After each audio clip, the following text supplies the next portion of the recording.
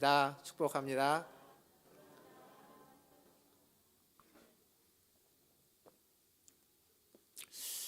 뉴욕의 한 공원에서 한 화가가 자신의 그림을 팔고 있었습니다.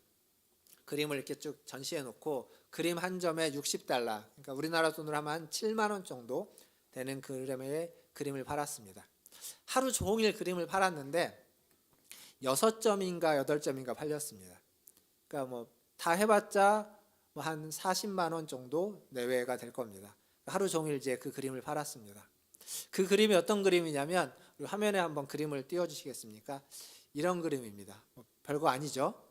다음 그림 하나 보여주시면 또 이런 그림도 있고요.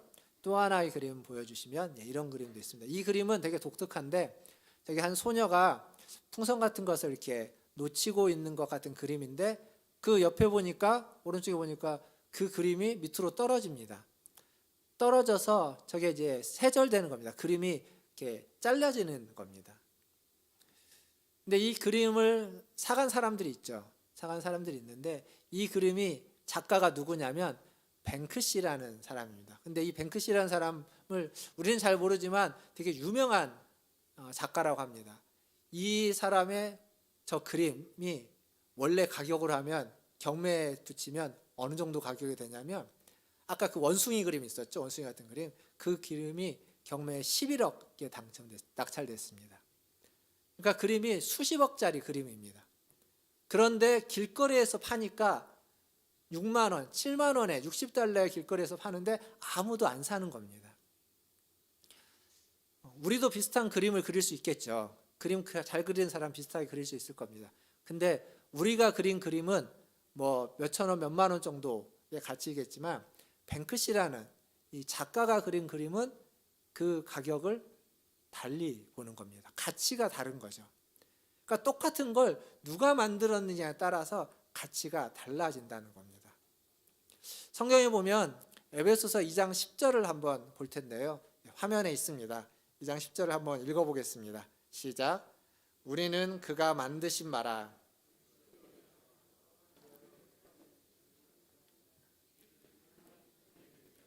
우리로 그 가운데서 행하게 하려 하심이니라. 여기 분명 우리는 그가 만드신 바라, 우리는 하나님의 작품이다.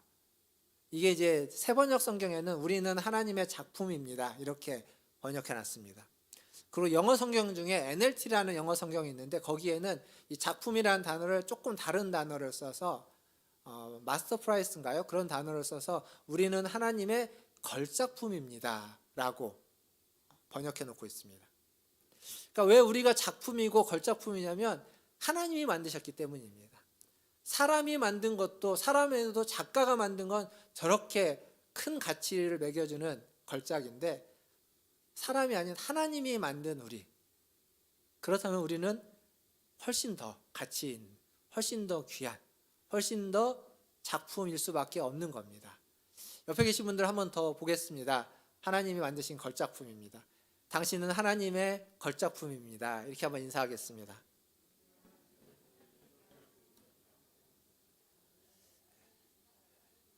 하나님이 우리를 왜 이렇게 걸작품으로 만들어 놓으셨을까요? 아까 에베소서 2장 10절에 보면 선한 일을 위하여 우리를 지으셨다라고 말해주고 있습니다. 즉, 하나님은 우리를 선한 일을 위해서 우리를 작품으로, 명작으로, 걸작품으로 만들어 두셨다는 겁니다. 우리 개인을 그렇게 만들어 두셨을 뿐만 아니라, 이렇게 우리가 모여있는 이 교회, 이 공동체를 하나님은 그렇게 만드셨습니다. 그래서 교회를 통해서 하나님은 하나님의 선한 일을 행하고자 하십니다. 그러니까 선한 일을 행함에 있어서 우리의 수고와 우리의 섬김이 필요한 겁니다. 오늘은 그 수고와 섬김에 대해서 좀 같이 생각해 보고자 합니다. 우리가 살고 있는 현대사회를 일컬어서 소비사회다라는 말을 합니다. 소비사회. 옛날에 사람들에게 당신은 누굽니까? 당신은 어떤 사람입니까? 물어보면 그렇게 대답합니다. 저에게 누가 그런 질문을 한다면 저는 목사입니다 이렇게 대답할 겁니다. 여기 계신 분들 중에 어떤 분은 저는 회사원입니다 라고 답하시는 분도 있겠고, 또 만약에 농사를 짓는 분이 계신다면 저는 농부입니다 이렇게 답하기도 할 겁니다. 반면 차를 운전하는 분이 계시다면 저는 뭐 택시 기사입니다. 버스 기사입니다. 이렇게 대답할 수도 있을 겁니다. 간호사가 있다면 저는 간호사입니다. 이렇게 말할 겁니다. 이건 내가 지금 하고 있는 일을 통해서 내가 어떤 사람이고 어떤 존재인지를 다른 사람에게 나의 정체성을 말해주고 있는 겁니다. 근데 현대사회는 이렇게만 답하지 않고 또 다른 답을 하는 경우들이 많이 있습니다. 그러니까 소비사회라고 하는 말은 사실 이것과는 좀 다른 표현들입니다. 그건 뭐냐면 당신은 어떤 사람입니까? 라고 했을 때 나는 외제차를 타는 사람입니다. 나는 타워팰리스, 요즘 뭐 타워팰리스보다 더 좋은 데가 많으니까 그런 데에 타워팰리스에 살고 있는 사람입니다. 나는 명품을 입고 명품을 들고 다니는 사람입니다. 라고 하면서 내가 지금 무엇을 가지고 있는지, 내가 무엇을 소비하고 있는지로 자기 자신을 표현하는 시대, 그게 우리가 지금 살고 있는 현대라고 이야기할 수 있습니다. 그러니까 예전에는 내가 무엇인가를 만들어내고 생산해내는 것으로 나 자신을 표현했다면 지금은 내가 무엇을 누리고 있고 내가 무엇을 소비하고 있는가로 나 자신을 표현하는 사회입니다. 근데 이게 사회만 그런 것이 아니라 교회에도 그렇게 영향을 미칩니다. 그래서 교회라는 곳이 어떤 곳인가? 교회라는 곳이 하나님을 믿는 곳이고 하나님을 믿음으로 하나님의 일을 하고 하나님의 뜻에 순종해 가는 곳이야만 하는데 그보다는 교회가 하나님을 소비하는 교회, 신앙을 소비하는 교회, 좋은 설교를 듣고 또 좋은 교육을 받으면서 나에게 어떠한 필요들을 채우면서 그렇게 종교적인 것들을 소비하고 채워나가는 그러한 교회의 모습으로 전락해 가고 있습니다. 물론 이게 두 개를 완전히 구분할 수는 없을 겁니다. 연결된 지점이 있겠지만 지금의 흐름과 방향이 그렇다는 이야기입니다. 이건 이제 하나의 교회를 요즘 이제 축구가 한창 인기죠. 월드컵 내일 새벽 오늘 밤 12시에 결승전하고 끝날 텐데 이 축구에 한번 비유해 보면 이렇습니다. 축구에는 운동장에서 뛰는 선수들이 있습니다. 그리고 그 선수들을 지원하고 훈련하고 가르치는 코치와 스태프들이 있습니다. 그리고 그 경기장을 찾은 관중들이 있습니다. 자, 교회에서 누가 관중일까요? 누가 코치와 스태프들일까요? 누가 운동장에서 뛰는 선수일까요? 교회에서 운동장에서 뛰는 선수가 목회자나 사역자들이 열심히 교회에서 일을 하면서 그 일이 축구 선수로서 운동장에서 뛰는 일과 같고 그리고 성도들이 그렇게 열심히 주의 일을 하고 교회 일을 하는 사람들을 격려해주고 혹은 지원해주고 때로는 그들을 위해서 환호를 써주는 환영의 박수를 써주고 응원을 해주는 관중이거나 혹은 코치와 스태프들이라면 이건 건강하지 못한 교회의 모습일 겁니다. 건강한 교회, 성경에서 이야기하고 있는 교회의 모습은 운동장에서 뛰는 사람, 운동장에서 뛰고 일을 하는 사람은 성도들이고 그리고 그 성도들을 지원해주고 훈련시키고 격려해주면서 회복시켜주는 것이 목회자와 사역자들이고 그리고 관중은 그 모습을 보면서 기뻐하고 응원해주고 또 축하해주고 하는 관중은 하나님이 되셔야만 할 겁니다. 이게 바른 모습, 바른 교회의 관이다라고 말할 수 있을 겁니다. 방금 우리가 오늘 읽었던 본문 말씀 에베소서 4장에 보면 이렇게 이야기하고 있습니다. 4장 11절 말씀. 그가 어떤 사람은 사도로, 어떤 사람은 선지자로, 어떤 사람은 복음 전하는 자로, 어떤 사람은 목사와 교사로 삼으셨다라고 이야기합니다. 여기 어떤 사람, 이게 성도들입니다.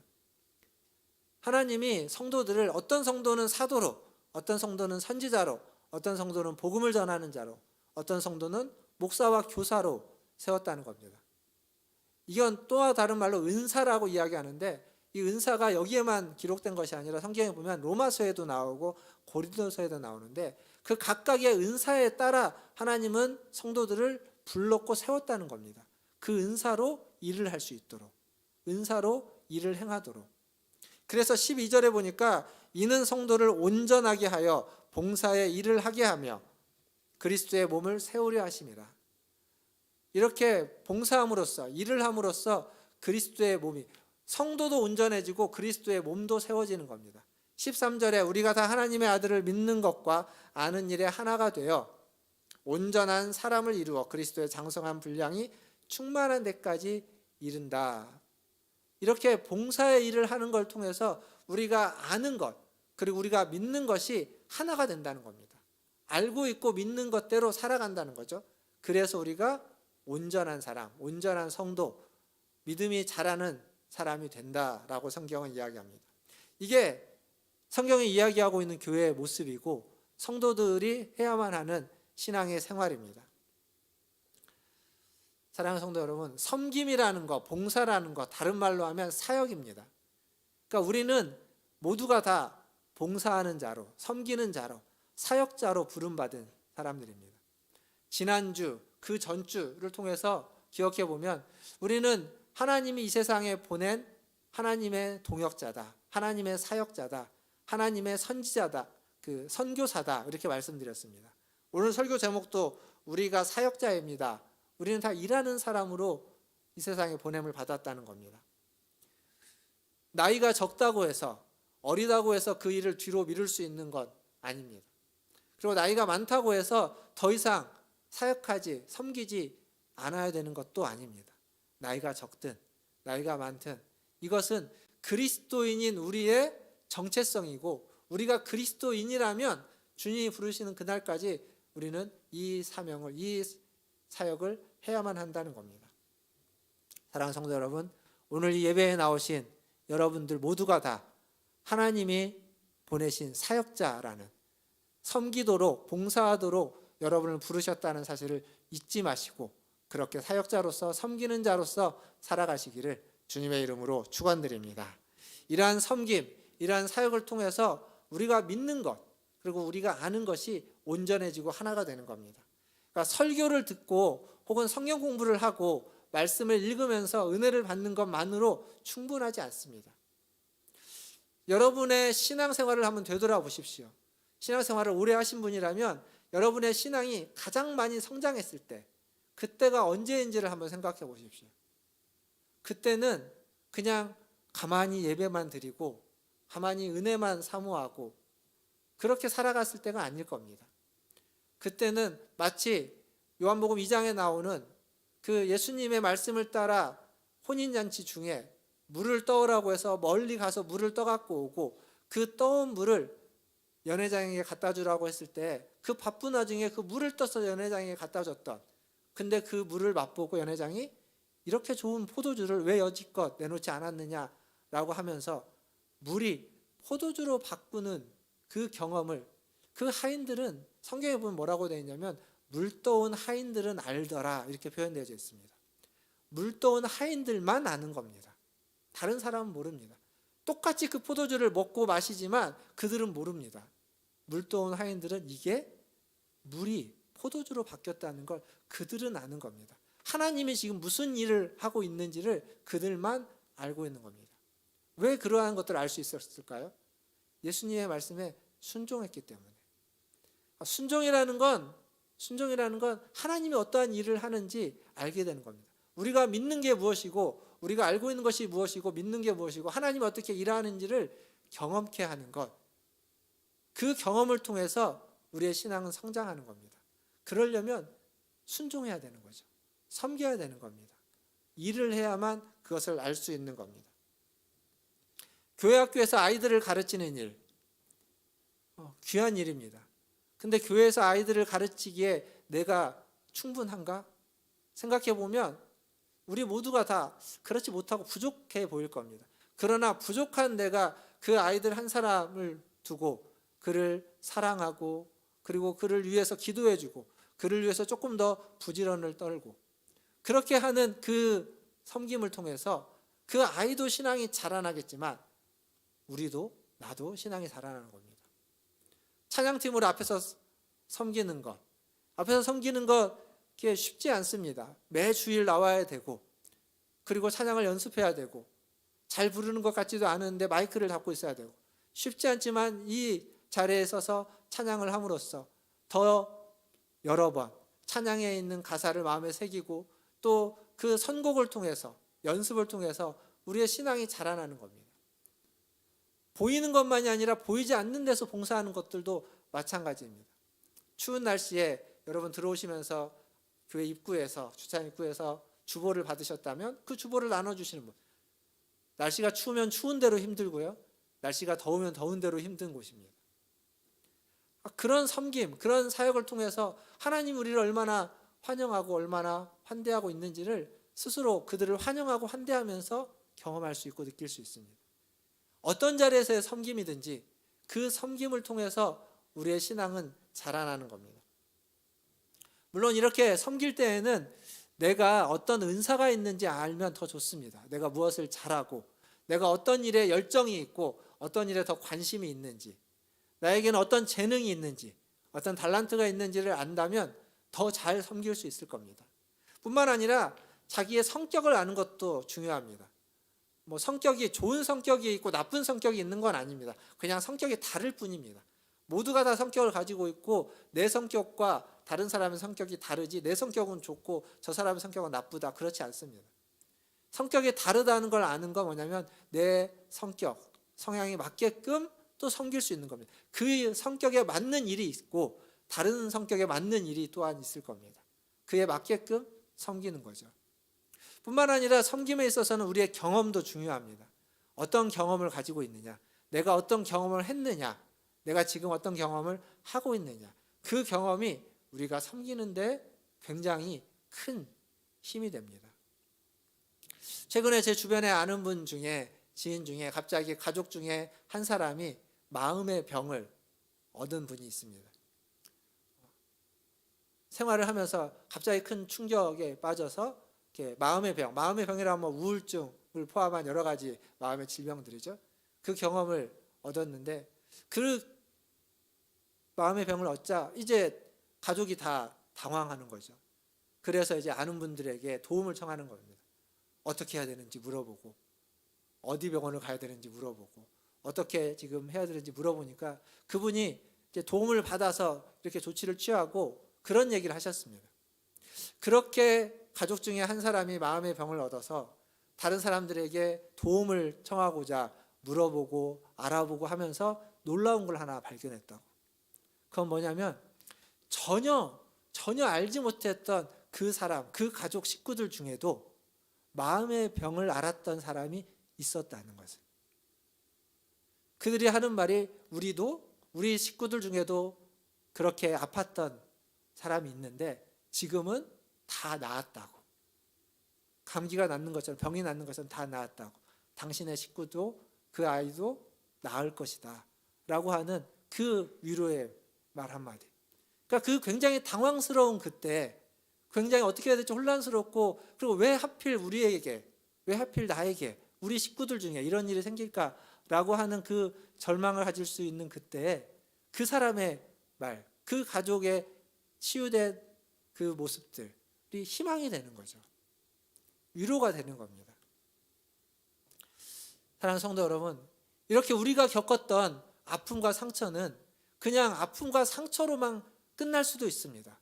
그러나 하나님은 그런 아픔과 상처를 통해서 그와 유사한 아픔과 상처를 겪고 있는 사람들을 위로하기도 하고 그들에게 희망을 보여주기도 하는 겁니다.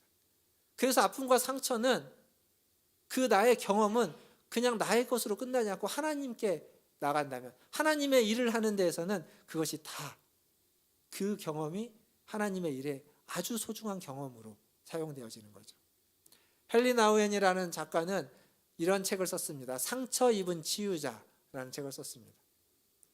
내가 상처를 입어봤기에, 내가 그 상처 때문에 아파해봤기에, 그리고 상처로부터 치유된 경험이 있기에 상처를 가진 자를 그 누구보다도 가장 잘 이해하고 그 누구보다도 가장 잘 치유할 수 있는 사람, 그게 상처 입은 치유자입니다. 저는 우리 문화순례교회 모든 성도들이 아프고 힘들고 어려운 일들이 있을 겁니다. 상처가 있을 겁니다. 그러나 그 모든 상처와 아픔과 고통이 상처 입은 치유자로 하나님 손에 들려져서 하나님의 일에 사용되어지는 그러한 경험이 되기를, 그러한 아픔과 고통과 상처가 다 되시기를 주님의 이름으로 축원드립니다. 그러면 그 상처는 그냥 상처로 끝나는 것이 아닙니다. 그 상처는 이미 나에게 치유되었을 뿐만 아니라 다른 사람을 살리는, 다른 사람을 치유하는, 다른 사람을 회복시키는 그 무엇보다도 가장 강력한 도구가 되는 줄 믿습니다. 이것이 모든 것이 합력하여 선을 이룬다고 하는 성경의 말씀의 의미이기도 합니다. 그런데요, 이렇게 섬기고 이렇게 사역을 하고 이렇게 봉사해야만 한다는 것을 우리가 모르는 바는 아닙니다. 아마 신앙생활을 오래 하셨다면 다 그걸 알고 있을 겁니다. 하지만 섬기는 게, 사역하는 게 그렇게 쉽지 않습니다. 왜냐하면 우리 교회처럼 그렇게 크지 않은 교회는 해야 할 일은 많습니다. 해야 할 일은 많은데 봉사할 수 있는, 섬길 수 있는 사람은 제한되어 있습니다. 부족합니다. 그러면 한 사람이 몇 가지 일을 해야 되죠. 그러면 지치고 힘들 겁니다. 뿐만 아니라 이제 교회가 오래되다 보면 건물도 노후되지만 성도들도 나이가 들어가죠. 우리 성도님들 연세가 많이 드신 분들 많이 계십니다. 그러면 섬기는 일보다는 섬김을 받아야만 하는 그런 자리에 서 있는 경우들이 더 많습니다. 그런 분들이 더 많은 거예요. 그렇기 때문에 섬김이라는 건 참 어렵습니다. 근데 이게 사실 우리 교회의 현실이기도 합니다. 그렇게 크지 않은 우리 교회 어르신들이 많은, 섬김의 대상이 되어야만 하는 분들이 많은. 그럼 우리는 어떻게 해야 될까? 제가 말씀을 준비하면서 어떻게 해야 되지? 이게 우리 교회의 모습인데 어떻게 해야 될까? 잠언 3장에 보니까 이런 말씀이 있었습니다. 잠언 3장 27절과 28절 말씀인데요. 여러분들이 한번 읽어보겠습니다. 27절, 28절입니다. 시작.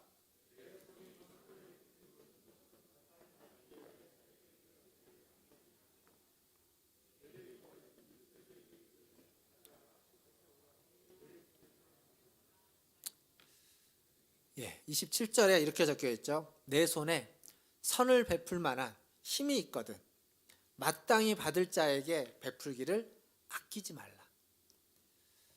이 말씀을 보면서 그래, 맞다.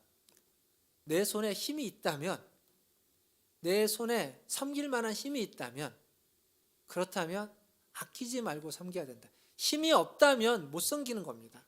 그건 힘이 없는데 억지로 할 수 있는 건 아닙니다. 그러나 아직 힘이 있다면, 여러분의 손에 아직 힘이 있다면 여러분은 아직 섬길 수 있는 자입니다. 여러분 손에 아직 힘이 있다면 여러분은 섬겨야만 하는 자입니다. 그래서 지난주에도 그렇고 전에도 말씀드렸지만 우리 은퇴하신 분들이 많이 계십니다. 70세면 은퇴를 하죠. 시무에서 은퇴를 합니다. 그러나 시무에서 은퇴를 했다고 해서 섬김의 자리에서까지 은퇴해서는 안 됩니다. 당회에서도 공식적으로 시무에서 은퇴를 했더라도 교회의 모든 섬김의 자리에 섬길 수 있다, 봉사할 수 있다라고 당회 기록에 남겨두기도 했고 여러분들에게도 안내도 드리고 그리고 실제로 여러분이 그렇게 섬기시기도 합니다. 그러나 기억하실 것, 내가 섬길 수 있는 힘이 내 손에 남아있는 한 섬김의 자리를 떠나지 마십시오. 섬김의 자리에 머물러 계십시오. 그리고 힘이 있는 한 그 자리를 지키시고 계속 섬기십시오. 그게 하나님이 원하시고 하나님이 기뻐하시는 일입니다. 뿐만 아니라 바쁜 삶을 살다 보면 남을 돌아볼 여력이 없을 겁니다. 주변을 돌아보지도 못할 겁니다. 하지만 그럼에도 불구하고 바쁜 삶 중에도 어떤 거 뭔가 부족한 게 보이고 필요한 게 보일 겁니다. 교회에 이게 있었으면 좋겠고 이런 사람이 있었으면 좋겠고 또 이 일을 해야 되지 않는가라고 하는 생각들이 들 겁니다. 그렇다면 그 생각을 그냥 뒤로 밀지 마시고 그리고 누군가에게 넘겨주지 마시고 그 생각을 드신 여러분의 손에 힘이 있다면 여러분의 손으로 그 일을 하십시오.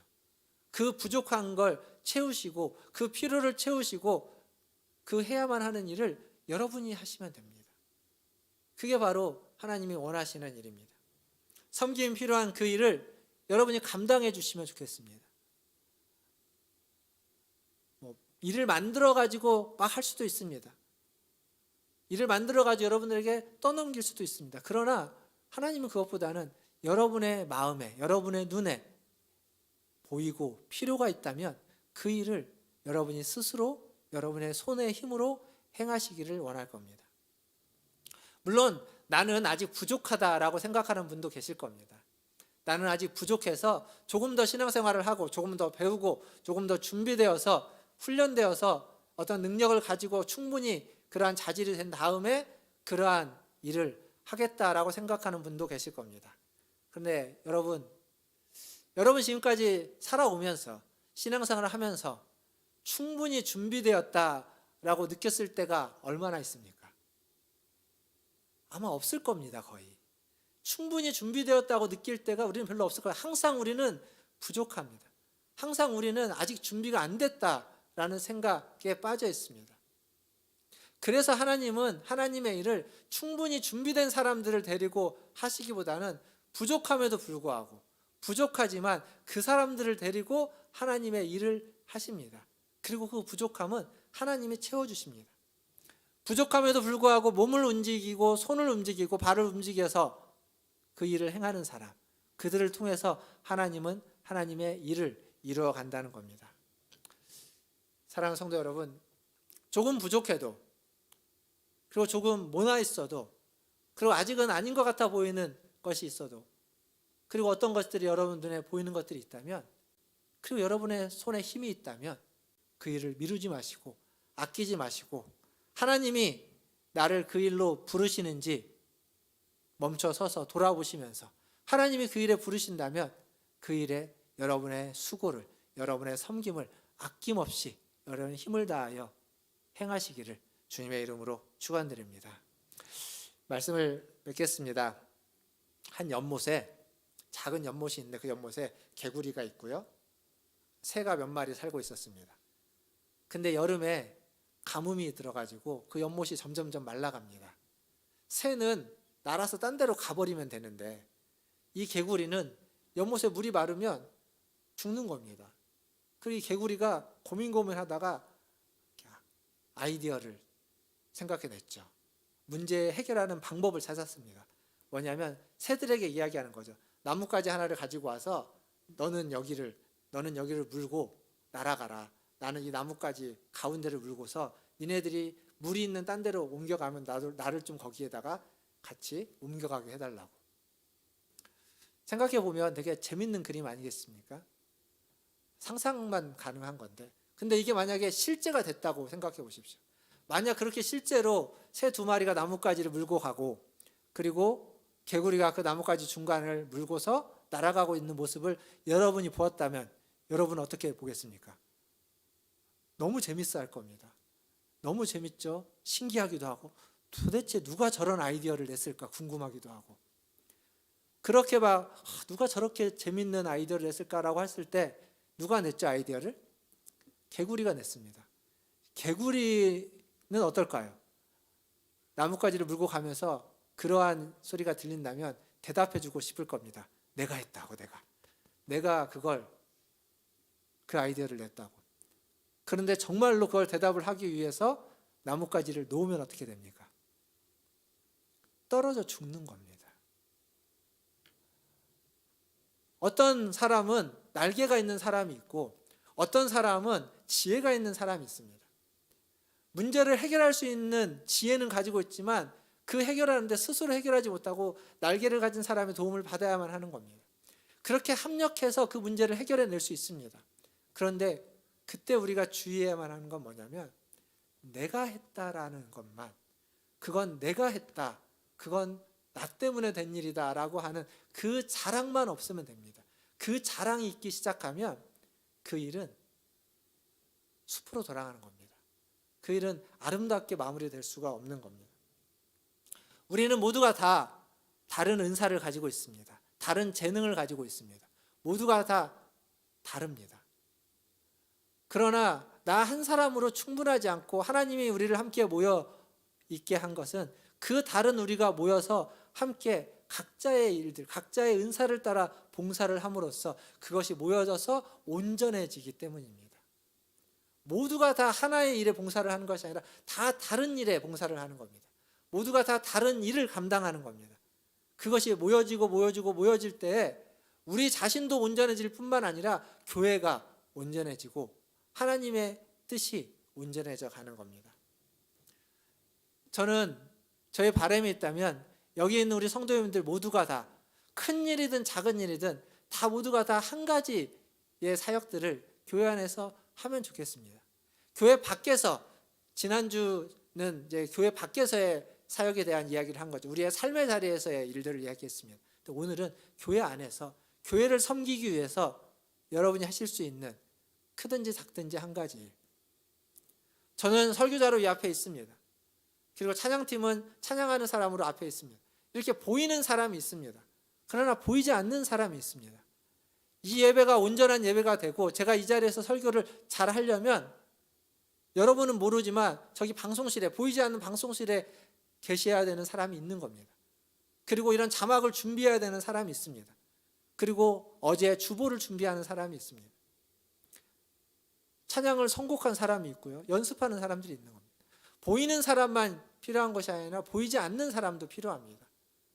여러분이 들어올 때 만났던 주차 안내하시는 분들, 그리고 주보를 나눠주신 분들, 이 자리에서는 보이지 않지만 그분들의 안내가 있었기에 그렇게 우리가 이 자리에서 편안하게 예배를 드릴 수 있는 겁니다. 보이는 사람만이 상을 받지 않습니다. 보이지 않는 사람도 상을 받습니다. 아니, 어쩌면 보이는 사람은 이미 상을 받은 것이고 보이지 않는 사람이 더 큰 상을 받을지도 모르겠습니다. 그래야 공평한 것일 수 있겠습니다. 하나님은 모두가 다, 우리의 눈에는 좀 달라 보일 수 있겠지만 하나님의 눈에는 모두가 다 동일한 봉사이고 동일한 사역이고 동일한 섬김이라고 생각합니다. 하나님은 보이지 않는 곳에서 수고하는 자들의 수고를 잊지 않습니다. 그 수고에 너무도 고마워하실 겁니다. 오늘 말씀은 그런 의미에서 마태복음 10장 42절의 말씀을 읽고 설교를 마무리할까 합니다.